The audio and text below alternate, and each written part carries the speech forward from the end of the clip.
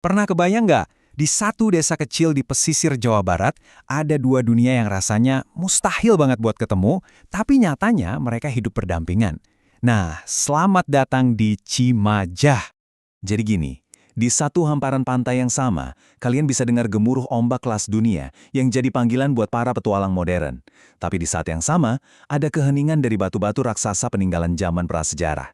Ini adalah cerita tentang gimana air dan batu, masa kini dan masa lalu, akhirnya ngebentuk takdir sebuah desa. Oke, kita mulai dulu dari reputasi Cimaja yang udah terkenal ke seluruh dunia, yang lahir dari kekuatan airnya, ombak yang legendaris. Nah, ini dia. Mungkin nama Cimaja nggak bakal kalian temuin di brosur-brosur wisata biasa ya. Tapi coba deh tanya ke para peselancar. Buat mereka yang hidupnya di atas ombak, nama Cimaja itu disebut dengan penuh hormat. Ini bukan sekedar destinasi, ini tuh semacam pembuktian diri. Emang apa sih yang bikin spesial? Gini, ini bukan ombak buat santai-santai. Ombak tipe Point Break ini pecahnya pas banget di atas dasar laut yang berbatu. Dan ini yang ngebuat dinding air setinggi 3 meter yang butuh keahlian, keberanian, dan ya rasa hormat. Karang di bawah sana itu bukan teman ya. Inilah arena yang misahin antara yang amatir sama yang jago. Coba kita bandingin aja sama Pantai Sunset yang letaknya persis di sebelahnya. Pantai Sunset itu tempat yang ramah, pasirnya lembut, ombaknya lebih landai, jadi kalau bikin salah masih dimaafin. Nah, sementara Cimaja, ini ujian akhir. Satu buat belajar, satu lagi buat menaklukkan. Dua pantai, dua filosofi yang beda banget. Tapi, cerita soal ombak ini jadi jauh lebih dalam kalau kita ngelihatnya bukan dari kacamata peselancar asing, tapi dari mata anak-anak desa itu sendiri. Semuanya tuh berawal di tahun 80-an. Waktu Andy dan Resti datang, mereka mungkin nggak sadar kalau papan selancar yang mereka bawa itu bukan cuma alat olahraga, tapi juga benih dari sebuah revolusi mimpi buat anak-anak lokal yang nontonin mereka dari pinggir pantai. Dari sekedar ngeliatin, lahir sebuah gerakan. Nggak punya papan beneran? Ya udah, mereka bikin sendiri dari apa aja yang ada, batang pisang, bambu. Belajarnya juga susah payah ya. Luka, memar, kena karang yang sama yang ditakutin banyak orang, itu udah jadi makanan sehari-hari. Tapi dari semua pengorbanan itu, lahirlah para juara. Dan puncaknya ada di angka ini. Coba bayangin, di usia 15 tahun, Dede Suryana, seorang anak desa, berhasil dapat kontrak dari salah satu merek selancar terbesar di dunia. Dia ngebuktiin kalau ombak itu bukan cuma milik orang luar, tapi milik mereka juga. Kemenangan Dede itu bukan cuma cerita sukses pribadi loh.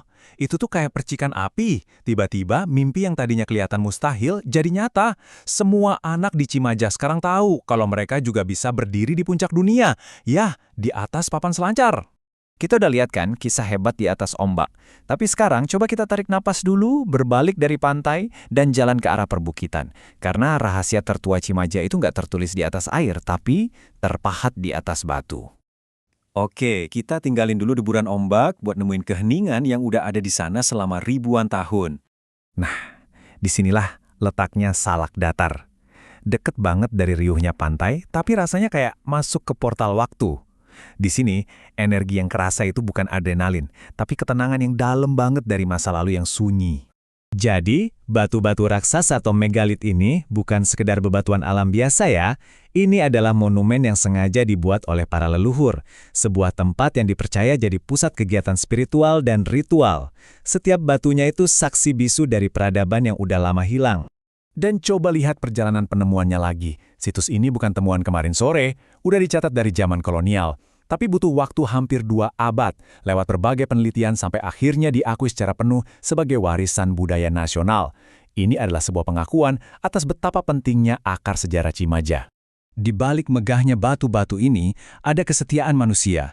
Pak Nurdin Maulana ini nggak ngelihat tugasnya sebagai pekerjaan biasa, tapi sebagai amanat suci yang diwariskan dari ayahnya. Ini jadi bukti kalau ikatan sama tempat ini bukan cuma soal sejarah di buku, tapi tradisi hidup yang terus dijaga. Nah, sekarang waktunya kita satuin kedua cerita ini. Dunia batu yang sunyi dan dunia ombak yang bergelora.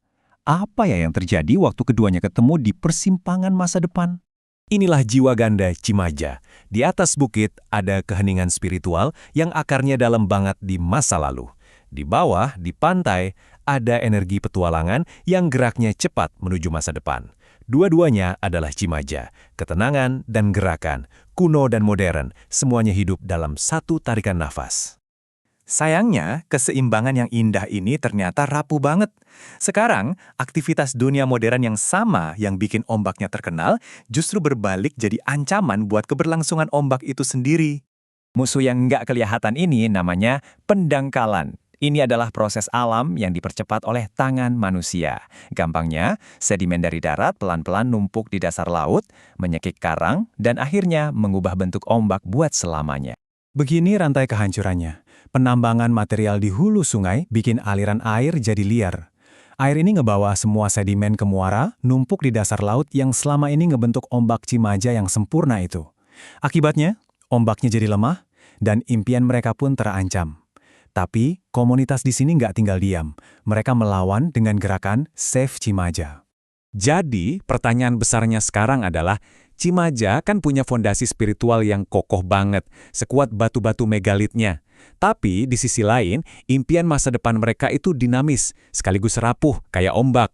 Kira-kira, bisa nggak ya kearifan kuno yang tersimpan di bebatuan itu ngasih kekuatan buat nyelamatin masa depan mereka yang tertulis di atas air?